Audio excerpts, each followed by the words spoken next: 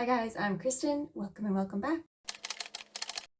And a happy new year. If everything worked out, you are perhaps seeing this hopefully on the 1st, perhaps maybe the 2nd of January. I wanted to start things off on the channel this year with some very specific book recommendations so that you can start your year off with a particular vibe, depending on what you're looking for. And so because time is of the essence, obviously, let's just jump right into it. Oh, we have open eyes.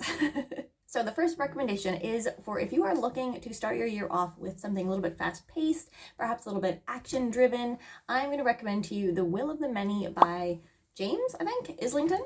This book came out last year, and I read it towards the end of the year and absolutely loved it. It had kind of everything going for it, if it would be a little bit more plot-driven than character-driven. It kind of covers all of your bases for like a classic fantasy without it being classic fantasy in feel. So we are following a character who is a hiding, like kind of runaway prince after his family's kingdom was kind of overrun by this colonizing entity called the hierarchy. Prince on the run or hidden escaped prince, check. Now, because he has a particular skill set, he is approached by somebody high up within this hierarchy to infiltrate the school for all of the elite teenagers in this society, to try to get some information or to spy, essentially. He goes along with this, but he has his own secret mission as well, and that is to ultimately take down the hierarchy from within. There's some conspiracy, there's like, secret mission with another secret mission built into it. There is a school setting, but it doesn't overrun the whole story. The whole story is not just like school and classes. There's some of that. Even though it's like a super hyper competitive, you can only succeed by others failing, he still manages to find a really great friend group that doesn't fall into this competitive element for really great reasons. So much happens in the first part, and you realize it's just part 1 is done, and there's still so much more to come. It had natural breaks in the pacing while still feeling like a good, quick moving pace all throughout. Some other keywords here that might catch your fancy: it had a very sciencey based magic system.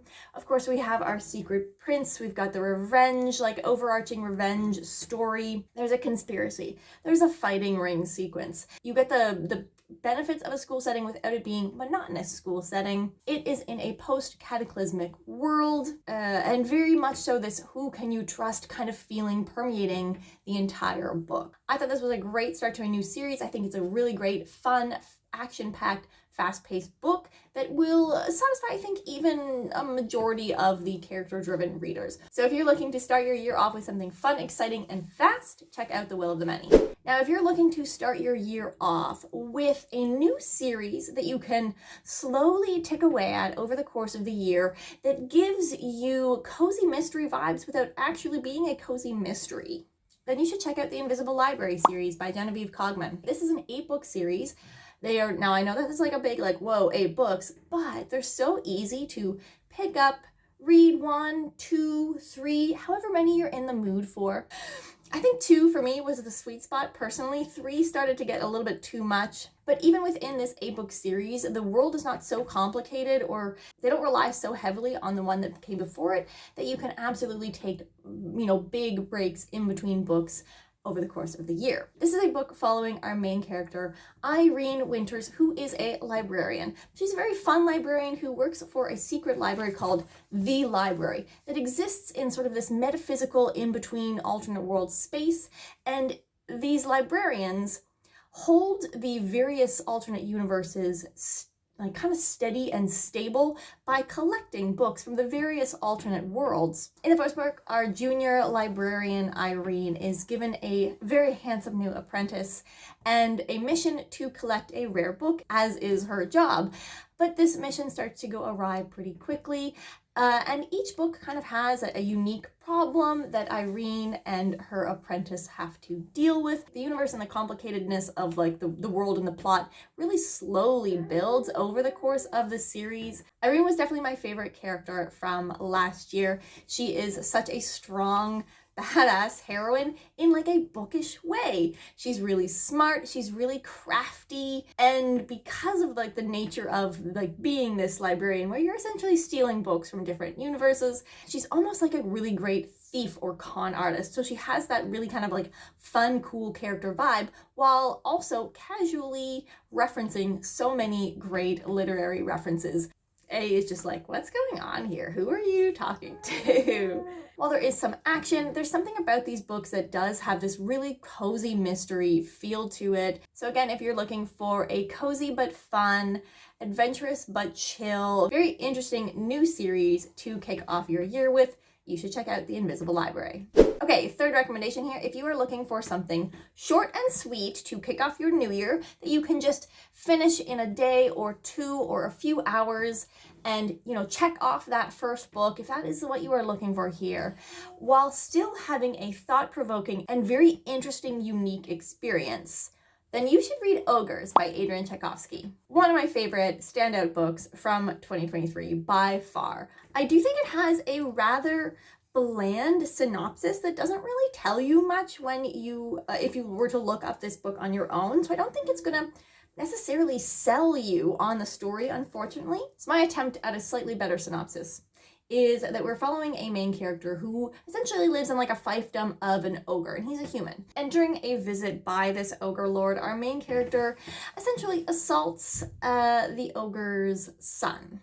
And from there, both our main character and the reader are taken on a journey of discovering this world as the reader begins to perhaps put pieces together of something that is going on here. It is also told in second-person perspective, which can be a hard sell for some people, but I truly think it's worth it in this case. So again, if you're looking for something short, thought-provoking, and a truly unique world-building experience, I think you should definitely check out Ogres. Opposite end of the experience here, if you want to instead start your year off with something that is slow moving, that you can immerse yourself in and slowly savor bit by bit over the course of the month perhaps, then maybe it's time to check out Kushis Dart by Jacqueline Carey. This is one of my favorite books ever. I haven't talked about it on the channel in a while though, so now's my chance to do so to start off 2024. A classic, here let me tell you my life story, kind of a story. We are following Phaedra, who is born into a very France-inspired setting of Terre d'Ange, and she is born into a world where she is dedicated in service to one of the gods, for lack of a better word, who is dedicated to pleasure. And so our main character grows up and is trained to be a courtesan, but in particular her mark, or sort of her like bond service, is bought by someone who wants to use her as a spy. Phaedra has also been marked by one of the other gods in their world to receive pleasure from pain. And so all of these things combined mean that we are following a main character who is a BDSM courtesan spy.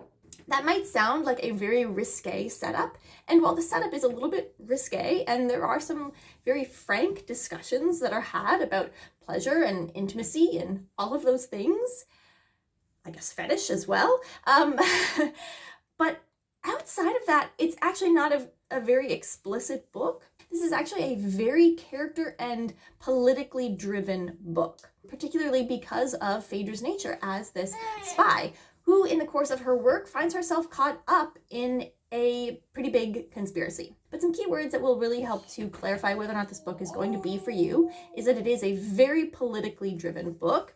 Lots of lords and ladies and titles to keep track of as Phaedra unravels this mystery. It's also very lush and slow. The words and the language that are used here are so particular to this person who grew up in service, but also in a very luxurious service, who very much so likes the finer things. We also, in regards of the character-driven element, Phaedra is telling you this story from the future. There are times when she is young and naive, or very young and selfish, and we see Phaedra grow on a journey of growth. This book is over 1,000 pages, so it is both slow moving and also really, really chunky. So you can really just sink your teeth and dive into this world of Terre d'Ange. So again, if you are looking for something slow to sink your teeth in and savor to start off your year and you haven't already read it, you should check out Kushis Dart by Jacqueline Carey. And for our final recommendation, if you want to start your year off with something cozy and heartwarming, no drama, no angst, maybe a few sad and happy tears thrown in, then perhaps you want to start your year with The Very Secret Society of Irregular Witches. If you liked other cozy, kind of low-stakes fantasy books like Legends and Lattes, or the original book described as a warm, cozy hug, The House in the Cerulean Sea, then you should definitely check out this book if you haven't already. I think the best comp here is going to be The House in the Cerulean Sea, but I would beg to differ that this one is actually better. We're following a witch who lives in a world where the witches essentially have to live in isolation from each other because magic kind of congregates in the air around them, and too much magic around at once causes accidents.